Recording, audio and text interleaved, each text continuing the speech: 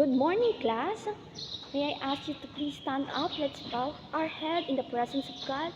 In the name of the Father, and of the Son, and of the Holy Spirit. Amen. Please pick up all the pieces of trash in your area and arrange your chairs properly. Okay? Before anything else, let's have a good enthusiasm energizer. Let's sing and dance together. I want to be your friend. Want to be your friend a little bit more. I want to be your friend a little bit more. I want to be your friend a little bit more. A little bit, a little bit, a little bit more. Now, you may take your seat. Let's check our attendance. Abarca and Lulod. Wow! Everyone is present. No one is absent. Very good, class. Class, how are you? How's your day? Do you still remember our topic yesterday? Exactly, our topic yesterday was all about the fraction. And based on what you remember, what was fraction all about? Yes, Naparam?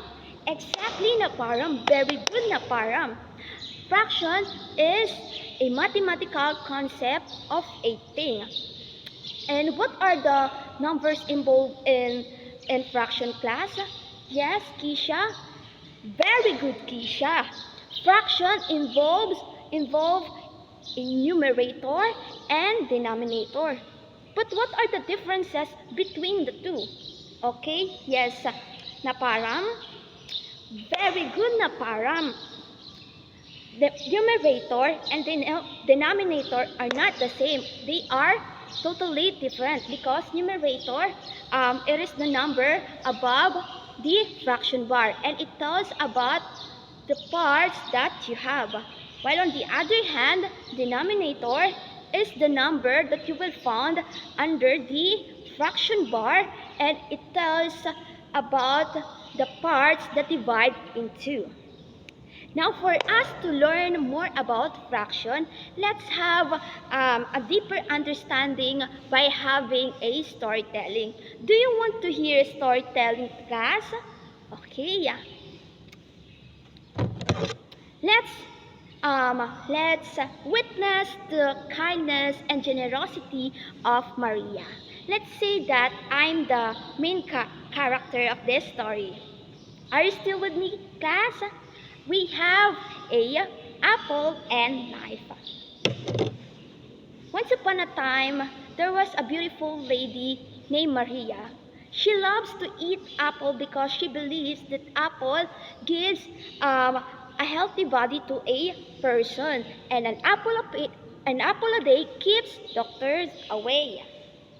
She buys a apple to a store and go home, but her brother named Mario sees her that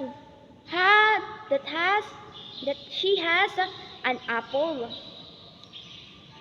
and that's why Mario asked Maria that, ate, pwede ba ako manghingi ng apple? And Maria says na, isa lang naman yung apple ko. Pero sabi ni Mario na, ate, pwede mo naman hatiin yung apple. And because of that, because Maria is also generous, she cuts the apple into two parts. However, pagkatapos ng pagkat ni Maria sa apple, biglang dumating ang dalawa pa nilang kaibigan na si Jupiter and Mars. At sabi nila Jupiter and Mars na, Maria, gusto rin namin ng apple, wala ka bang ibang apple dyan? Sabi ni Maria, ito lang yung apple ko, itong nakat ko into 1/2. At sabi ni Jupiter and Mars na, pwede bang ikat mo na lang rin yan yung apple into 4 parts para naman meron din kaming party dyan?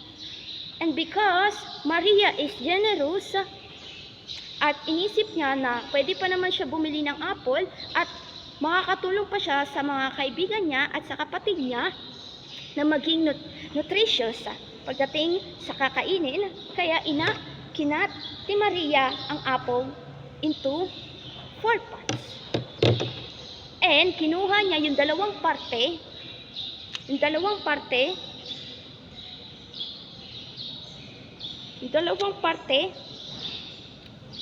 para sa kanila ng kanyang kapatid. At binigay niya yung dalawang parte sa kala Mario, ay para kala Jupiter and Mars.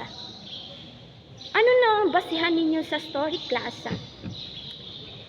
Nakita natin na ang one apple ay pwede siya makat into two parts at pwede uli makat ang una niyang nakat into another two parts. At nakita natin sa apple kung paano ang one whole ay pwedeng maging fraction. Kanina, 1/2 and then 2/4. Sa tingin niyo ba, class, pareho ba ang 1/2 or equal ba ang 1/2 sa 2/4 or hindi? Let's see.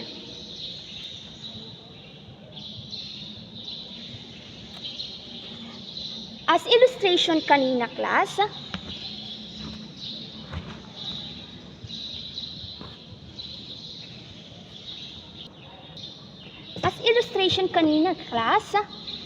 one 1/2 and 2/4 look different but they have the same values pala.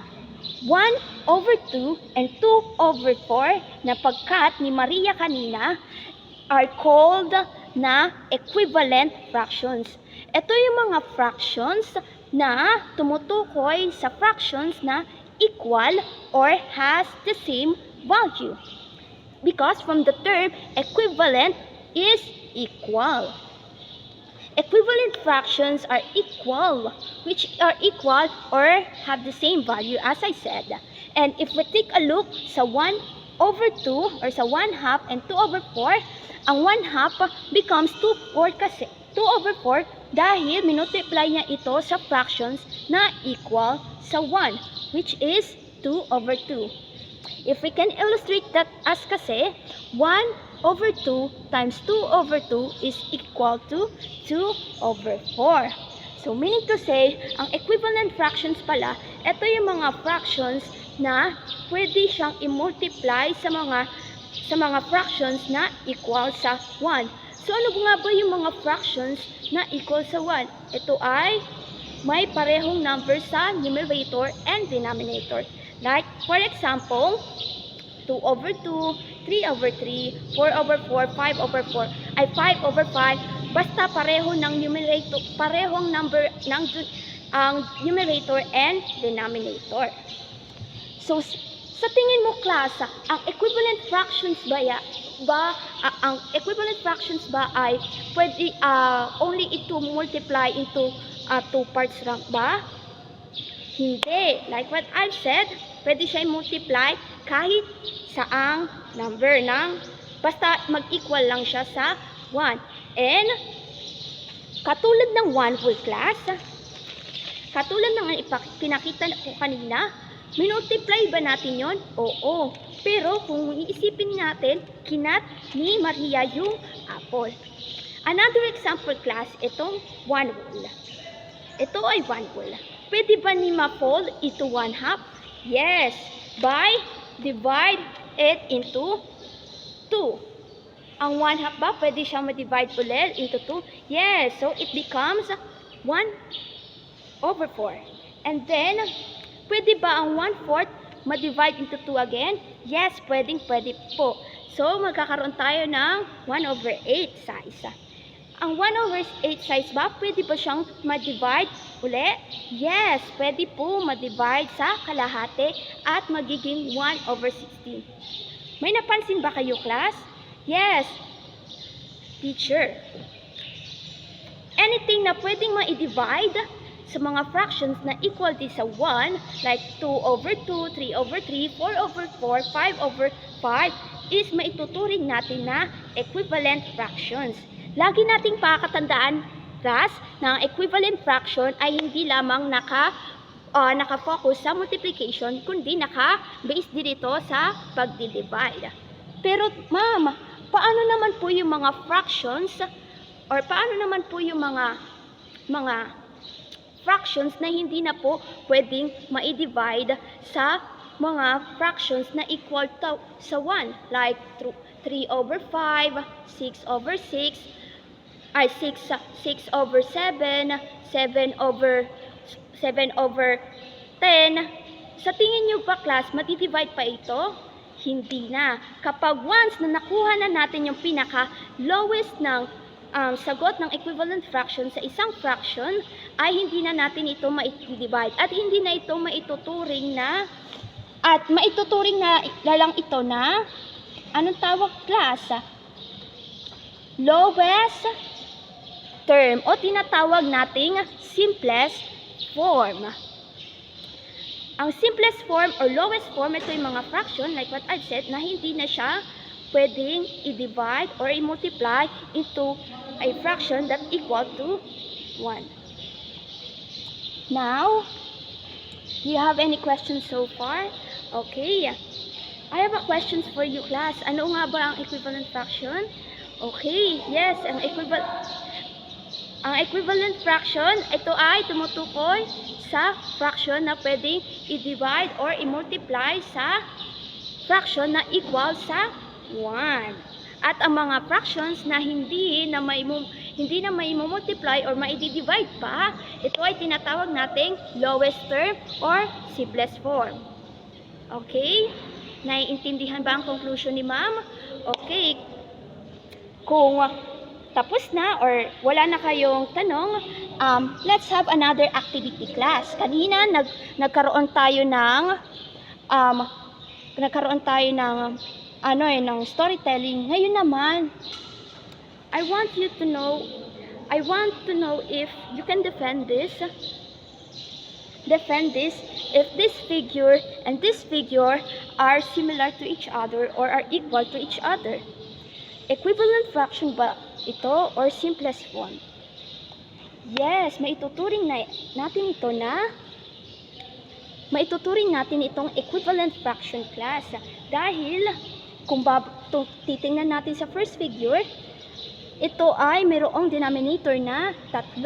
Kung ita-times natin ito sa any fractions na equal sa 1, which is 2 over 2, so i-times lang natin yung denominator sa 2. 3 times 2 is equal to 1, 2, 3, 4, 5, 6. At kung ano yung nasyidan is yung numerator, which is 2 na lang, 2. So kung i-times din naman natin siya sa kapareho kanina, number which is 2, 2 times 2 is equal to 4. So nagkaintindihan pa. O sige, tingnan natin ito. Class, 2 over 3. Ano kaya sa tingin ninyo ang equivalent fraction ng 2 over 3? Yes, 4 over 6.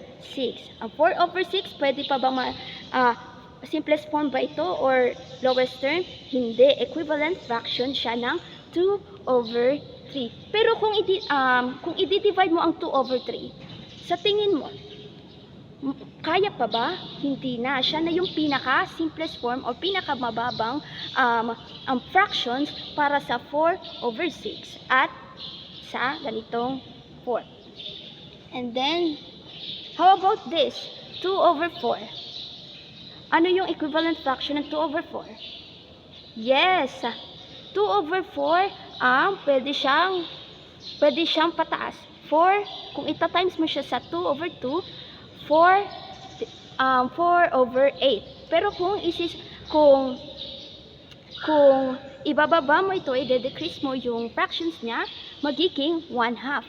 So, ang 1/2 pa, pwede pa bang ma-divide sa any fractions na equal sa 1? Hindi na. 1 over 2 lang talaga siya.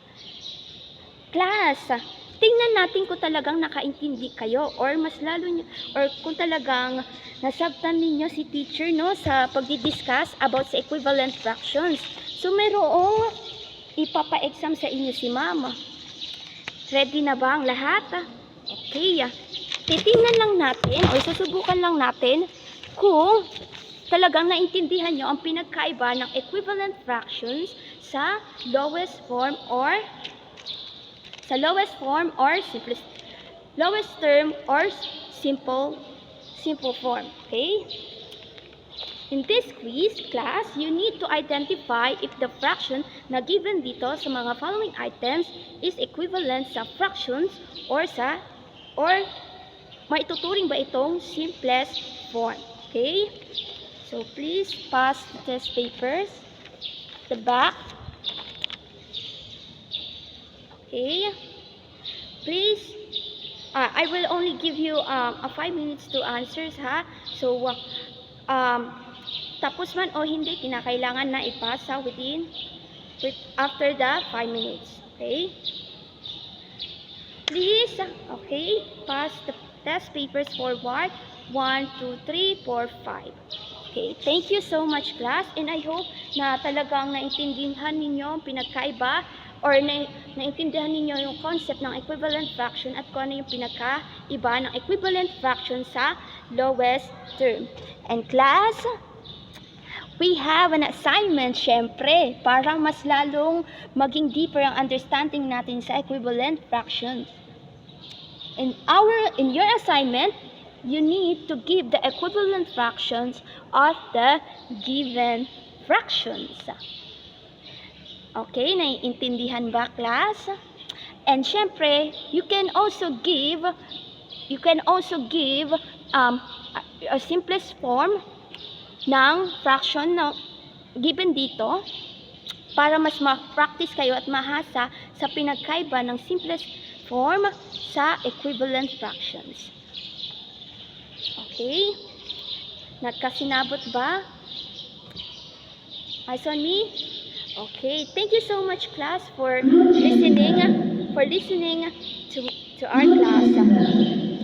Thank you so much, and God bless and goodbye. Bye-bye.